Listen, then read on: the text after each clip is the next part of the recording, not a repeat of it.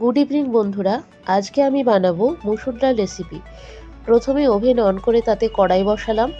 কড়াই গরম হলে তাতে সর্ষের তেল ঢাললাম।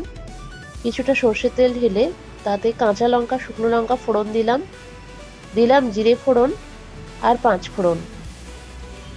এদিকে ফোড়নটা থেকে সুগন্ধ বেরোতে শুরু করলে আমরা পেঁয়াজ কুচি দিলাম।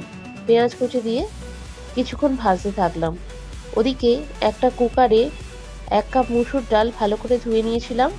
তারপর তাতে 2 গ্লাস জল দিয়েছিলাম। অল্প একটু নুন, হলুদ আর একটা টমেটো কুচি করে সেদ্ধ করতে বসিয়ে দিয়েছিলাম।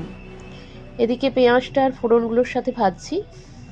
যখন পেঁয়াজটা ট্রান্সপারেন্ট হয়ে যাবে তখন একটু হলুদ 1 চামচ আর 1 চামচ নুন অ্যাড করব। তারপর কিছুক্ষণ নাড়িয়ে চাড়িয়ে